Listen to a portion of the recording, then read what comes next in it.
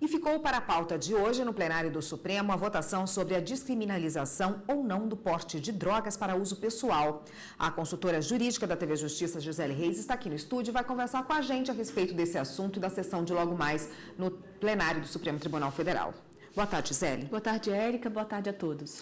Esse recurso sobre a descriminalização estava previsto para ser julgado ontem, né? Não foi. Será que os ministros concluem essa votação hoje? Bom, está na pauta, existe, portanto, uma previsão de que esse julgamento ele seja chamado, né?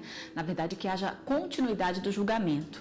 O que se discute aqui, como nós já tivemos oportunidade de esclarecer aqui mesmo na bancada do Jornal da Justiça, é em relação a um recurso extraordinário com repercussão geral reconhecida, que foi apresentada pela Defensoria Pública de São Paulo, tentando absolver um detento que foi condenado por porte de droga para consumo pessoal.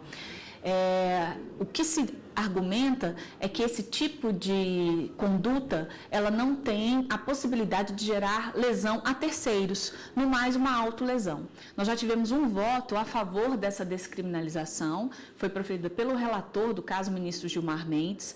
Após o voto do relator, o ministro Edson Fachin, que seria o próximo a votar, ele preferiu pedir vista do processo para poder analisar com mais cuidado. Então, na sessão de hoje à tarde, ele está entre os demais que também estão previstos. Então, assim como aconteceu ontem, pode acontecer hoje de algum outro processo acabar sendo chamado a julgamento primeiro, e aí, em razão das discussões que acabam se estendendo, não há tempo hábil para chamar um outro processo. Então, há uma grande expectativa em relação a esse julgamento, ele está na pauta, não é o primeiro item da pauta, mas existe sim uma possibilidade de que ele seja chamado, de que haja essa continuidade, e se for continuado, seguirá com a apresentação do voto vista do ministro Edson Fachin. E o que mais está na pauta hoje? A pauta, nós temos aí listados 19 processos ao todo. Dentre esses, nós temos recursos extraordinários com repercussão geral, conflitos de competência, ação cautelar, referendo, em medida cautelar em ação direta de inconstitucionalidade e outras ações diretas de inconstitucionalidade. Então, é uma pauta extensa, ao todo são 19 itens, além daquelas listas dos ministros, alguns ministros também indicam ali alguns processos sobre a relatoria deles e que poderiam também ser chamados a julgamento. Tem um deles, inclusive, na verdade são 2 recursos extraordinários, um deles com repercussão geral, que trata sobre a questão da contratação de escritórios de advocacia para prestar consultoria a prefeituras. É um tema que tem sido bastante debatido por conta dos valores envolvidos nessas contratações. E o Superior Tribunal de Justiça teve uma decisão, em um dos casos, inclusive, que está previsto na pauta de hoje, que reconheceu pela irregularidade dessa contratação. Um escritório de advocacia foi contratado sem se submeter ao processo licitatório.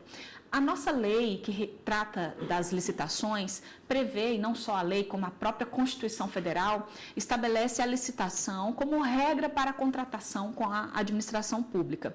Existem algumas hipóteses que são chamadas de dispensa ou inexigibilidade de licitação, que também estão previstas na lei. Então, alguns escritórios acabam sendo contratados com base num permissivo legal, previsto no artigo 25 da Lei 8666, que trata exatamente da hipótese de inexigibilidade, um nome bem extenso, E que trata exatamente dessas situações em que não é possível haver a concorrência do serviço. Então, quais são aquelas situações que a lei estabelece? Quando, por exemplo, o serviço for técnico, eu tenho ali, eu consigo demonstrar a natureza singular daquele profissional que vai efetivamente prestar o serviço, e são situações de notória especialização e que acabam impedindo a possibilidade de competição. Então, nesses casos, a lei prevê que seria possível, então, inexigir a licitação. O STJ entendeu, nesse caso concreto, que haveria improbidade administrativa, que o serviço de advocacia não tinha tão notoriedade a ponto de dispensar a licitação. Então, agora o Supremo também pode se debruçar sobre esse tema.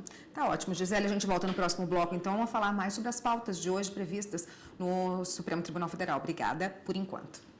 Aqui no estúdio nós voltamos a falar com a consultora jurídica da TV Justiça, Gisele Reis, sobre a pauta da sessão de hoje do Supremo Tribunal Federal. Gisele, há processos envolvendo Defensoria Pública hoje? Sim, são os 3 primeiros itens da pauta. Nós temos uma arguição de descumprimento de preceito fundamental e 2 ações diretas de inconstitucionalidade. A arguição de descumprimento de preceito fundamental, ela trata sobre a lei complementar do Amapá, e aponta irregularidades em relação a essa legislação, porque, de acordo com a arguição de descumprimento, não haveria concursos para a região e o governador estaria nomeando advogados inscritos na OAB Amapá para exercer a função de defensores públicos. Então, todas essas ações que estão previstas na pauta, elas estão relacionadas a uma garantia prevista na Constituição Federal no que diz respeito à autonomia funcional, administrativa e financeira da Defensoria Pública.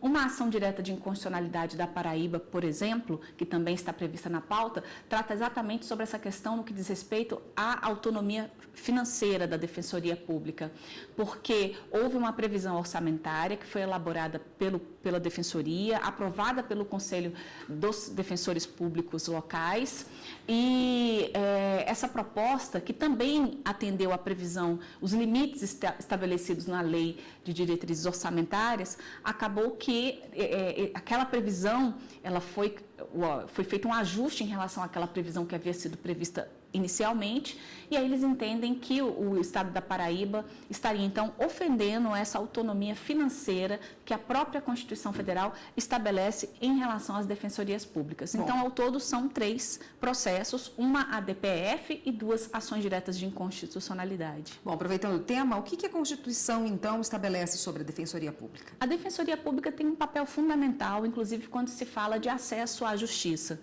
E por qual razão? Porque o Estado, de acordo com a Constituição, ele tem o dever de prestar uma assistência jurídica integral e gratuita àqueles que são necessitados. Então, é dentro dessa perspectiva que a Defensoria Pública também está na Constituição Federal como órgão essencial, uma instituição permanente, órgão essencial ao exercício da função jurisdicional do Estado.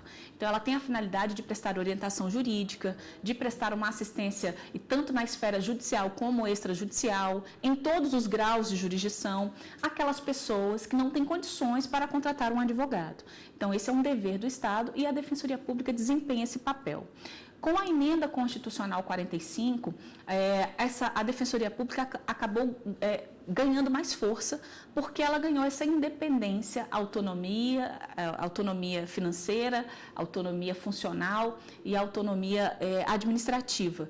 Então, a partir daí, houve inclusive uma desvinculação que havia antes uma previsão de que elas seriam vinculadas aos governos locais, e com essa emenda constitucional houve essa desvinculação. Bom, quando a gente fala aí de autonomia funcional e também administrativa da Defensoria, o que isso significa? Significa, na prática, que a Defensoria Pública ela não está mais subordinada aos governos locais. Antes dessa emenda constitucional 45, como eu acabei de mencionar, a Defensoria Pública estava subordinada. Ela tinha, inclusive, os defensores, eles eram nomeados por conta de atos do governador, e havia uma série de situações que ficavam vinculadas ao governo local.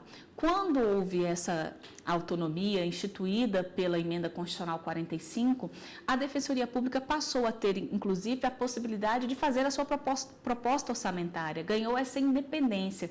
A sua estruturação também funcional ficou a cargo do próprio órgão, né? Ele que vai definir ali a questão dos salários, a questão das penalidades, das sanções. Então, o órgão criou mais força com essa emenda constitucional. Então, quando se fala dessa autonomia, ela veio exatamente para desvincular a instituição daquela visão de que estava intimamente ligada ao Poder Executivo. Isso já não existe mais. Uma pauta extensa hoje, né, Gisele? É bastante extensa. Tá ótimo, obrigada pela participação. A gente volta semana que vem a falar da pauta prevista para o Supremo Tribunal Federal. Até lá. Até lá.